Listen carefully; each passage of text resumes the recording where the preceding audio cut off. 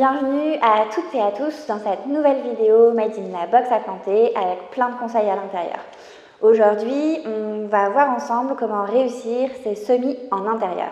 Déjà, dans un premier temps, quand on se lance dans une nouvelle année au potager, c'est important d'avoir 3 éléments en tête.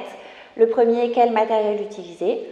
Le deuxième, quels sont vos objectifs personnels, à savoir réaliser une jungle urbaine ou juste un petit jardin d'aromates. Et le troisième, combien de temps vous souhaitez passer à jardiner. Quand on parle de matériel au potager, dans un premier temps, on parle des contenants, surtout quand il s'agit de semis à l'intérieur. Vous pourrez trouver assez facilement des godets en tourbe de ce type en jardinerie ou même de ce type-là. Ce sont de très bons outils, il n'y a pas de problème, mais nous, à la box à planter, on privilégie de jardiner sans un radis. Et pour cela, on privilégie la récup, évidemment. Donc vous avez 2 types de contenants pour réaliser vos semis en intérieur, plutôt des godets, donc à savoir pour avoir des petits contenants pour mettre des graines qui seront assez grosses, ou alors ce qu'on appelle des terrines, donc ici ce sont des petites barquettes de fruits rouges. Les terrines vont être utilisées pour les plus petites graines cette fois. Pour remplir vos contenants, n'hésitez pas à utiliser ce que vous avez directement dans la cuisine. Moi, j'utilise souvent une cuillère à soupe ou même vos mains. Donc, vous mettez de la terre dans vos contenants jusqu'à hauteur du bord parce que sinon les graines vont venir chercher la lumière. Et puis, c'est important de bien venir tasser la terre, pas trop non plus, mais pour qu'il y ait quand même une bonne masse. Pareil, dans les godets, n'hésitez pas à vous servir d'un récipient de la même taille pour venir légèrement tasser la terre.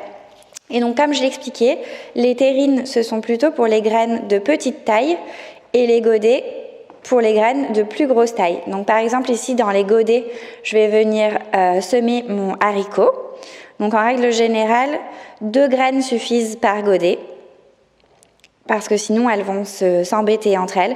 Parfois, on peut même n'en mettre qu'une si on est sûr du taux de germination de ces graines. Et après, on va venir recouvrir très légèrement avec le terreau. Après, pour la terrine, donc ce sont plutôt de petites graines. Là, par exemple, je vais semer du bleuet. Donc, des fleurs, c'est parfait en terrine. Et alors, je vais venir semer cette fois à la volée. Donc, c'est-à-dire disperser très légèrement les graines à la main pour qu'elles soient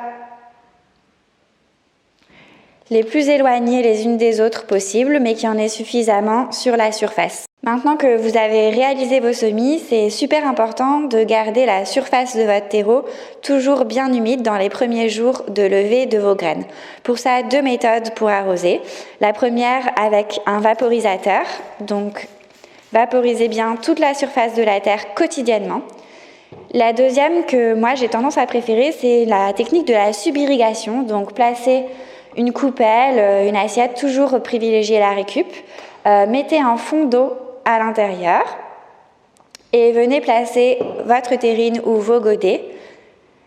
Et puis l'eau va peu à peu remonter jusqu'à la surface. Quand c'est bien humide au-dessus, il vous suffira juste de retirer la terrine ou les godets. Une fois que tout ça est réalisé, c'est très important de placer vos semis à l'endroit le plus exposé chez vous, c'est-à-dire à proximité d'une fenêtre, par exemple, mais pas juste derrière la fenêtre, et aussi à côté d'une source de chaleur, mais pas évidemment juste à côté de votre chauffage. L'idée, c'est de venir remplacer la chaleur et le soleil que les semis auraient de manière naturelle à l'extérieur. Pour cela, vous pouvez aussi vous aider d'une petite vitre. Donc ça, c'est une vitre d'un cadre que j'avais chez moi et que je viens placer tout simplement au-dessus de la terrine et des godets. Ça va permettre de réaliser un effet de serre sans dépenser un radis.